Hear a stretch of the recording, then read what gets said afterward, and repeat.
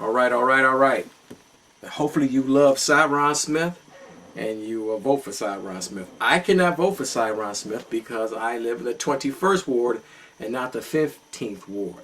But hopefully, I love Cyron. Cyron is phenomenal. He's the founder of the National Block Club University, young man who's been doing it for many, many years. He goes, see, I do a TV show, a little public access thing.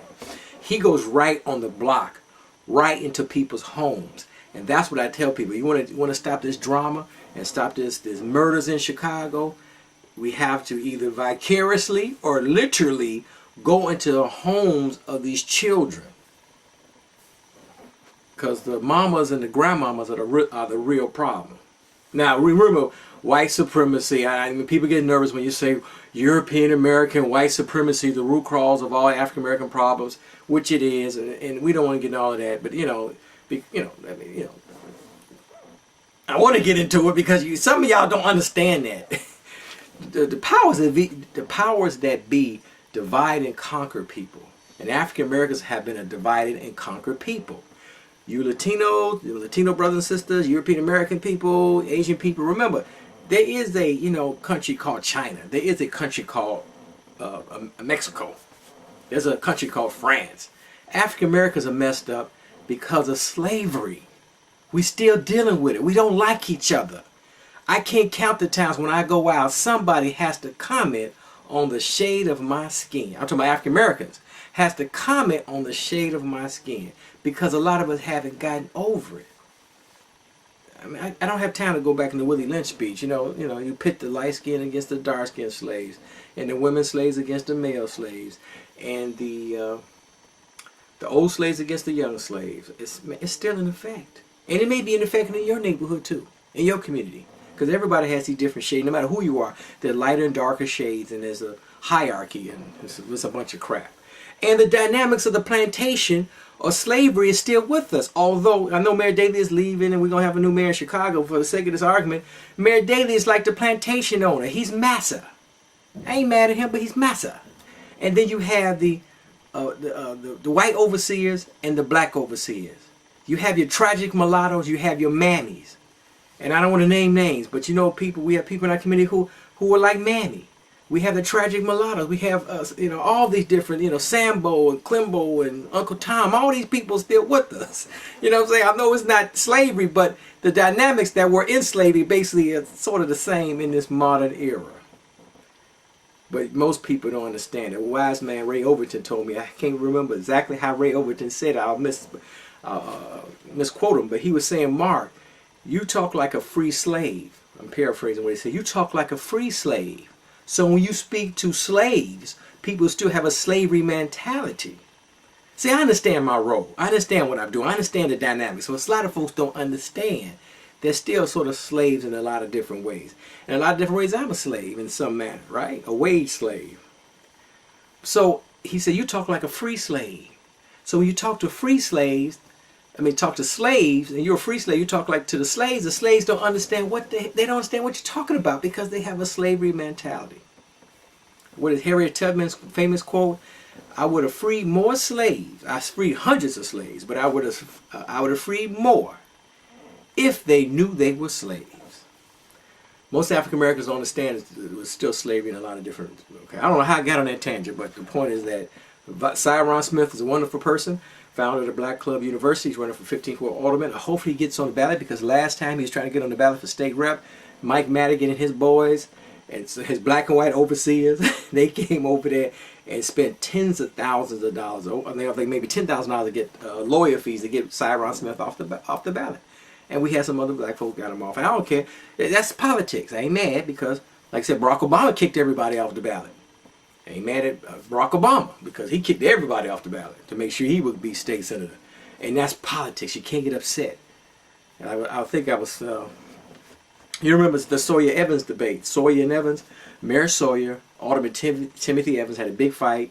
Ask your grandparents, ask your parents if they were around back in the day. What happened? Look it up, you younger people, look it up. So the African American community has never ever recovered from the debacle. We just imploded and exploded many, many years ago politically, and we've never recovered. We probably can't. It's probably over. So like I was at a meeting with Bob Starks. Bob Starks had a great meeting, a lot of political candidates running for alderman and mayor or whatever. And they got, it was loud and ruckus. But the main thing, African Americans, we don't have a agenda. We're not gonna have a unified agenda because we're not unified anymore. We got folks in the suburbs, folks in DuPage County, and folks that moved back down south. So we're not, because of segregation that doesn't exist anymore. During segregation, we had to live amongst each other. We just had to deal with each other. But segregation been gone. We can live anywhere now. So the best and brightest have moved over there, and the rich folks have moved over there, and people like me stay in the house, and the ghetto folks over there, and that's their problem. That's why I love Cyron, because he goes into the home. Cyron Smith, he goes into the homes. I do a little TV show. He goes into the home on the block to try to help people. See, when I go on the block, they say, you take your bougie, pseudo bougie behind right on out of here. We don't need what you got to say, because I'm talking like a free person. Okay. Let me just wrap this up so I can show some video. I don't really care who's mayor, because I'm beyond that. I was in that Sawyer Evans debate. I was back in Timothy Evans back in the day. Yeah, Timothy Evans, and I saw Mayor Sawyer as an Uncle Tom. But that was a long time ago, and things have changed. And I've changed a little bit. I'm a little bit older, a little bit wiser. I probably would still back Timothy Evans, but that's a whole nother ballgame. So I'm about issues. I don't really care if Rahm Emanuel or Tom Dart or whoever. It's gonna be, by the time this show runs in November in Chicago, it'll be on the computer for a whole month before it runs. I don't know who's going to run for mayor, because we don't really care about what happened per se in November. But the mayor's thing is hot. It's really juicy. But African Americans need to have an agenda, a personal agenda, a family agenda, a community agenda, and a political agenda for as individuals and as a community. What I want, my little agenda is very simple. I want term limits. Now, it has to be probably a referendum, probably a non-binding referendum. I don't know how this works, because I'm an ideal person. I ain't execute nothing. That ain't what I do, because I ain't organized. But we need a referendum to have term limits here in Illinois and in Chicago. Term limits, term limits. Somebody has to spear, maybe you, a committee of people, a bunch of coalitions of different groups, grassroots groups come together to really work on this term limit thing. We need term limits. We don't need another mayor for 20 years. All these state reps, they just don't want to retire. I love a lot of them, but they don't want to retire. They need to be forced to retire. So we need term limits in here in Chicago and in Illinois. Y'all got that? The second one is that my agenda for the mayor and all the other political offices, that we need to institute lottery tickets. I love playing the lottery. Yes, I play the lottery. And so few of you have seen me in the casino. I had some family in town. They like the casino, so I rode with them. You may have seen me at the black. If I had my bag, I go get a. Oh man, I got my bag. My bag is in the car. Man, I left my bag and okay, there you go. I left my bag in the car. So I will show you a little chip I had. I brought the chip home, $5 chip, show my children. Don't gamble. I know this is a little chip. Don't get excited. Try to demystify the whole gambling thing. So you may have seen me on the blackjack tables, and I don't have a problem with that. So people are going to gamble. They're going to risk a little money, have a little fun. So we should make lottery tickets, probably scratch-off tickets is probably the easy way to go.